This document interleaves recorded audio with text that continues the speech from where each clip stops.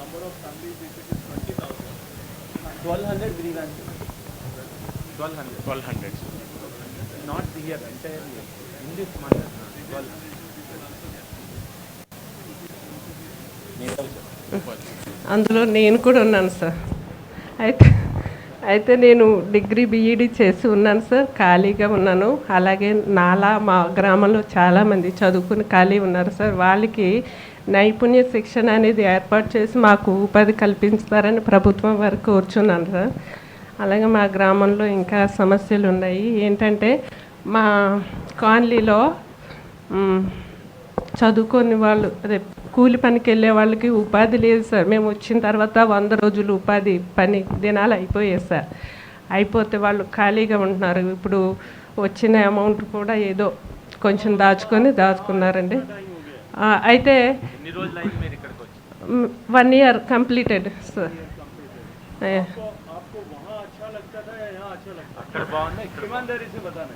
ఫ్రాంక్గా చెప్పాలంటే పాతూరులో అయితే ఏ పని పడితే అది చేసుకొని ఎలా అయితే అలా బ్రతికేవాళ్ళం సార్. చెప్పాలంటే అదే బాగుంది, కానీ జీవన శైలి ఇక్కడ బాగుంది. అది కొంచెం ఉండే తీరు బాగుంది. మాకు పాతూరు కన్నా ఇక్కడ ప్లేస్మెంట్ బాగుంది సార్. అయితే కేంద్ర ప్రభుత్వం వారికి మేము కోరేది ఏంటంటే ఉపాధి హామీ పథకం కేంద్రం తరపున వస్తుంది కాబట్టి వాళ్ళకి 100 రోజుల నుంచి 200 రోజులకి పెంచితే బాగుంటుంది సార్.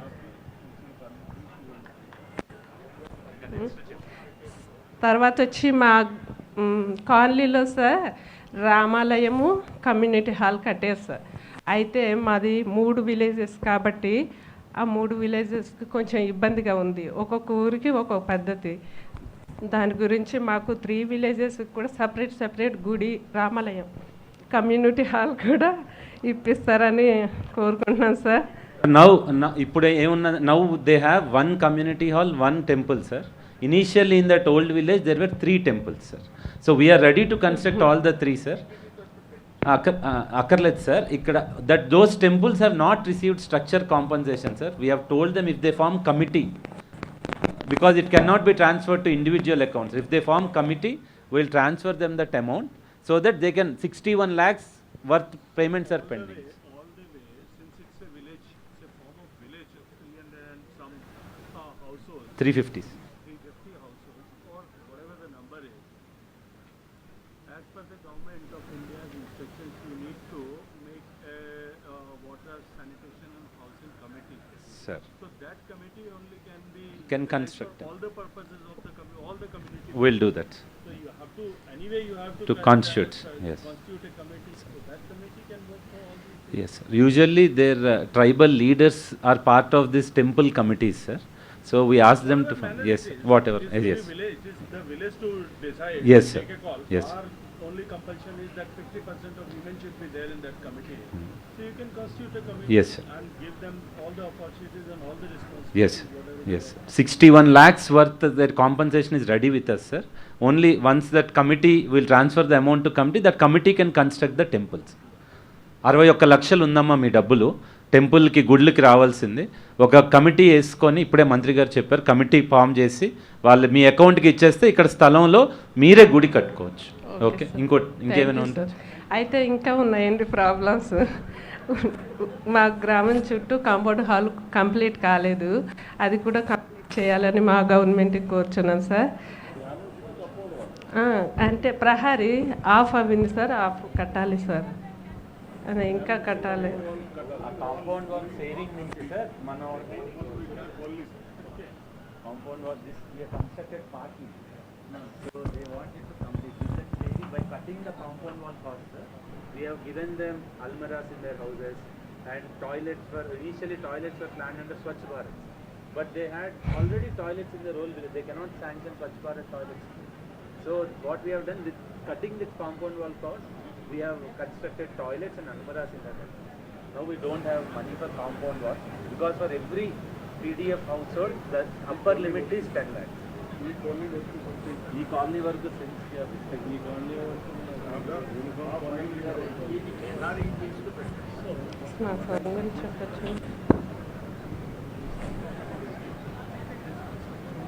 సమస్య చెప్పి లాస్ట్లో చెప్పాను మీరు శ్మశానం గురించి చెప్పారు సార్. అయితే మీరు మీరు చెప్పారు sir.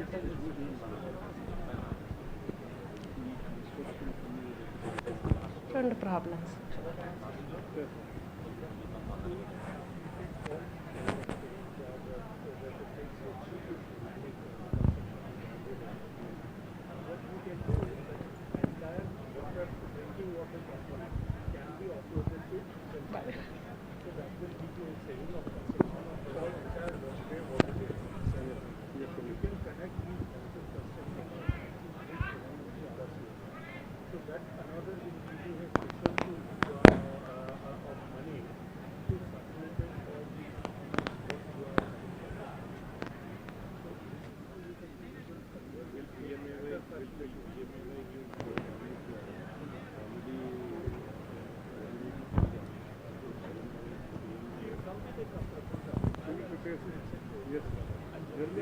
Already we can do.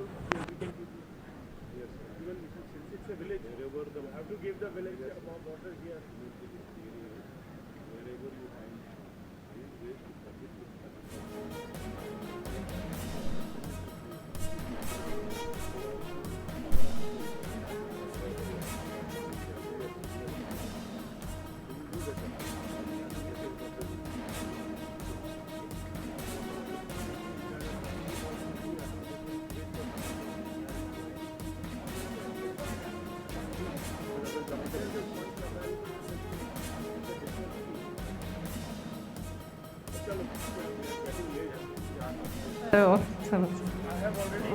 లేదు సార్, మేము పోలవరం ప్రాజెక్ట్ నిమిత్తం ఇక్కడికి వచ్చాము.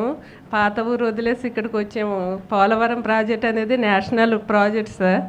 మరి కేంద్రము రాష్ట్రము కలిసి ఇది పని జరిపించాలి కాబట్టి కేంద్రం వారు మాకు రాష్ట్రాన్ని గుర్తుంచుకొని కొంచెం నిధులు ఏర్పాటు చేస్తే మా జగనన్న మాకు నిర్వసితులకు డబ్బులు ఇస్తారు సార్. మరి మీరు కూడా త్వరగా మాకు నిధులు ఇస్తే మా జగనన్న మాకు మేలు చేస్తారు. మేము మీ అందరినీ గుర్తు చేసుకొని హ్యాపీగా ఏదో ఒక ఉపాధి పెట్టుకొని బ్రతుకుతాం సార్. మరి అది మీరు గుర్తు చేసుకుని ఒకసారి మోడీ గారికి కూడా జిందాబాద్ అని అంటే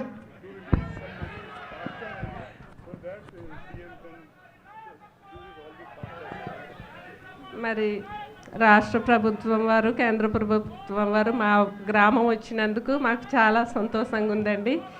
మరోసారి మా ప్రజల తరపున కేంద్రం ప్రభుత్వం వారికి రాష్ట్ర ప్రభుత్వం వారికి మా ధన్యవాదాలు తెలియజేస్తూ సభ ముగిస్తున్నానండి. మడకం పోసమ్మ చాలా బాగా మాట్లాడింది. మడకం పోసమ్మకి గట్టిగా. సో ఇంకా మనకి టైం సమయాభావం లేదు. సో ఇంకా నెక్స్ట్ వెస్ట్ గోదావరి ప్రాజెక్ట్ వేరే ఇలాంటి కాలనీకి వెళ్ళాలి. తర్వాత పోలవరంలో మీటింగ్ ఉంది కాబట్టి ఇక్కడితో ఈ ఇంటరాక్షన్ ముగించడం జరుగుతుంది. సో ఇప్పుడు మనం ఎవరి కోసం అయితే ఈ ప్రోగ్రాం ఇంత సమయం నుంచి వేచి చూస్తున్నామో మన జలశక్తి మంత్రివర్యులు శ్రీ గజేందర్ సింగ్ షెకావత్ జీ మాట్లాడాల్సిందిగా కోరుతున్నాం.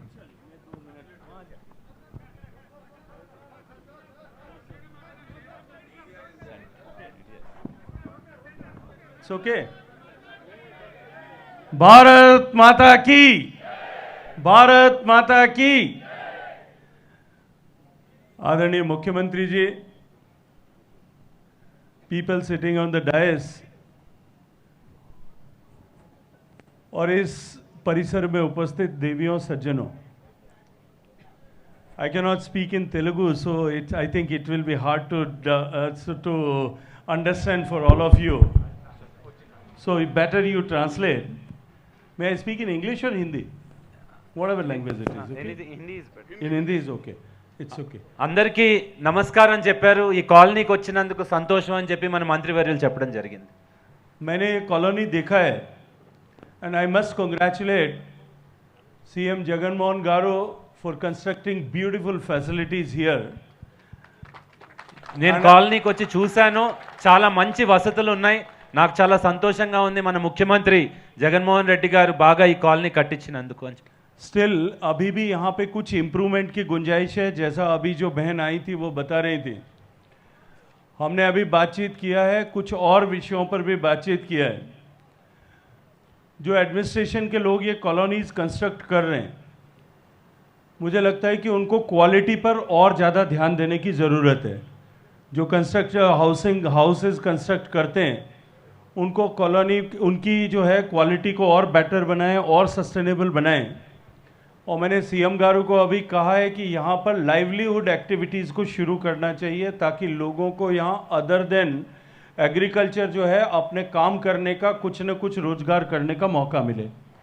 మన మంత్రివర్యులు ఏమంటున్నారంటే ఇప్పుడే కొంతమందిని నేను విన్నాను, వాళ్ళు చెప్పిన బాధలు, వాళ్ళు చెప్పిన గ్రీవాన్సెస్ వినడం జరిగింది.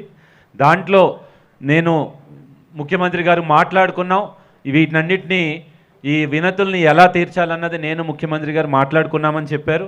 ముఖ్యంగా ఈ కాలనీలో క్వాలిటీ ఏదైతే ఉందో, ఇల్లు కానీ టాయిలెట్లు కానీ రోడ్లు కానీ క్వాలిటీతో కట్టాలి. అట్లాగే రెండోది ఉపాధి వ్యవసాయమే కాకుండా ఇంకా వివిధ ఉపాధి అవకాశాలు ఏమున్నాయో మీ ఉపాధి అవకాశాలు మెరుగుపరచాలి అని చెప్పి మంత్రివర్యులు చెప్తున్నారు. मोदी जी की तरफ से मैं आप सबको एक चीज़ का भरोसा दिलाता हूँ। अभी वो बहन जी कह रही थी जल्दी पैसा दो, जल्दी पोलावरम पूरा करना है। एक चीज़ का भरोसा मैं आपको दिलाता हूँ, जो आंध्र प्रदेश के रीऑर्गेनाइजेशन के समय भारत सरकार का, मोदी जी का आंध्र प्रदेश से वादा है पोलावरम बनाने के लिए, एक एक ईंट लगाने का खर्चा उठा करके, एक एक पत्थर लगाने का खर्चा उठा करके पूरा पोलावरम प्रोजेक्ट बने, इसको हम इंश्योर करेंगे। ये मोदी जी की तरफ से आप सब लोगों को संदेश है। ఈ పోలవరం ప్రాజెక్టు ఇప్పుడే మోదీ గారు డబ్బులు ఇవ్వాలి, డబ్బులు ఇస్తే మన సీఎం గారు కట్టిస్తారన్నారు. ఇప్పుడే ఒకరు మాట్లాడుతూ దానికి మంత్రివర్యులు ఏం చెప్తున్నారంటే, విభజన చట్టంలో మోదీ గారు ఇచ్చిన హామీ మేరకు సో ప్రతి ఒక్క ఇటుక కూడా మేము ఇక్కడ కట్టిస్తామని చెప్పి మన కేంద్ర మంత్రివర్యులు ఈ వేదిక ద్వారా మీ అందరికీ కూడా చెప్పడం జరుగుతుంది. आप सबका बहुत सारा धन्यवाद। और एक बार जब प्रोजेक्ट पूरा होगा, उसके बीच में हम लोग एक बार फिर मिलेंगे और एक बार और यहाँ के जो है हकीकत को, यहाँ को कैसे और अच्छा कर सकते हैं, इसके ऊपर हम सब मिल कर के काम करेंगे। आंध्र प्रदेश की सरकार इस पोलावरम को प्रोजेक्ट को पूरा करने के लिए जो भी कुछ सहायता की ज़रूरत है, मोदी जी का नारा है सबका साथ, सबका विकास, सबका विश्वास और सबका प्रयास। हम सब मिलकर के काम करें और इस देश के लिए, देश को आगे बढ़ाने के लिए हम सब मिलकर के काम करें। उसमें आंध्र प्रदेश की सरकार का पूरा सहयोग करने का भरोसा भारत सरकार की तरफ से, मोदी जी की सरकार से मोदी जी की तरफ से मैं आप सबको देना चाहता हूँ। సో ఇంకొకసారి నేను మళ్ళీ పోలవరం ప్రాజెక్ట్కి మధ్యలో వస్తాను, ఇలాంటి కాలనీలు కూడా విజిట్ చేస్తాను. ఏదైతే మన ఆంధ్రప్రదేశ్ ప్రభుత్వానికి ఎటువంటి అవసరం ఉన్నా మోడీ గారి తరపున నేను హామీ ఇస్తున్నాను, ప్రతి ఒక్క హామీని నేను పూర్తి చేస్తాను అని మన కేంద్ర మంత్రి గారు చెప్పడం జరుగుతుంది. సో అందరూ కలిసికట్టుగా మన దేశ భవిష్యత్తు కోసం పాటుపడాలి. సో ఇదే మోడీ గారు ఎప్పుడూ చెప్పే మాట. సో దీనికి అందరూ పూనుకోవాలని చెప్పి కూడా మన మంత్రివర్యులు చెప్తున్నారు. देखिए, आरएनआर जो है इसके काम से जुड़े हुए सारे ऑफिशियल से मैं एक बात कहना चाहता हूँ। एक आदमी एक जगह से विस्थापित होकर के दूसरी जगह आता है। एक पेड़ को अगर जो पिछले 50 साल से, 100 साल से, 200 साल से एक जगह पर एक पेड़ हो, उसको निकाल करके चाहे कितना भी टेक्नोलॉजी का उपयोग करो, उसको निकाल करके अगर आप दूसरी जगह ला करके रखोगे, उसको नर्चर करने की, हैंड होल्ड करने की ज़रूरत होती है। केवल उसको ला करके और एक से दूसरी जगह पे हमने शिफ्ट कर दिया, उससे काम नहीं चल सकता। हमको उनको बहुत पेशेंस के साथ में उसको सींचना पड़ता है, उसका ध्यान रखना पड़ता है, उसको नर्चर करना पड़ता है। आरएनआर एक्टिविटीज़ से जुड़े हुए लोगों को, ऐसे सारे प्रोजेक्ट अफेक्टेड फैमिलीज़ हैं, उनको यहाँ रीएस्टेब्लिश करने के लिए बहुत पेशेंस के साथ में नर्चर करने की ज़रूरत है, ताकि इनकी रूट्स एक बार वापस यहाँ ठीक से एस्टेब्लिश हो जाएं। और उसके लिए जो है गवर्नमेंट को और साथ में जो लोग यहाँ इसके साथ में जुड़े हुए हैं, जो एनजीओज या सोशल सेक्टर के लोग काम करने वाले हैं, उनको बहुत गंभीरता के साथ में काम करना चाहिए। సో మంత్రి గారు ఏమంటున్నారంటే, ఒక చెట్టు 50 ఏళ్ళ నుంచి 100 ఏళ్ళ చెట్టు ఒక ఊర్లో ఉండి దాన్ని మీరు ఎంత టెక్నాలజీ ఉపయోగించి ఆ చెట్టుని ఒక చోట నుంచి ఇంకో చోట పెడితే అది కరెక్ట్గా పెరుగుతుంది అని చెప్పి మనం గ్యారంటీ ఇవ్వలేం. అట్లాగా ఒక కాలనీలో ఉండే నిర్వాసితులు, ఒక ఊర్లో ఉండే నిర్వాసితులు అక్కడి నుంచి వాళ్ళని తీసేసి వేరే కాలనీలో పెట్టేసి మన పని అయిపోయింది అంటే R&R అధికారులు అలా చేస్తే మంచిది కాదు. వాళ్ళు ఇక్కడ ఉండి వాళ్ళకి ఎటువంటి ఇబ్బంది వచ్చినా వాళ్ళని జాగ్రత్తగా చిన్న పిల్లల్లా చూసుకుంటూ వాళ్ళకి ఎటువంటి ఆపద వచ్చినా ఇబ్బంది వచ్చినా మనం దగ్గరుండి చూసుకోవాలి. వాళ్ళని అక్కడి నుంచి ఇక్కడ తెచ్చి పడేసామన్న రీతిలో ఎవరు పని చేయకూడదు, జాగ్రత్తగా వాళ్ళని చూసుకోవాలి అని చెప్పి మంత్రివర్యులు చెప్పడం జరుగుతుంది. థ్యాంక్ యూ ఆల్, ధన్యవాద్ సబ్కా. Thank you sir. ఇప్పుడు మనం ఎప్పటి నుంచో ఎదురు చూస్తున్న మన ప్రియతమ ముఖ్యమంత్రి వర్యులు శ్రీ వైఎస్ జగన్మోహన్ రెడ్డి గారిని మాట్లాడాల్సిందిగా కోరుతున్నాం.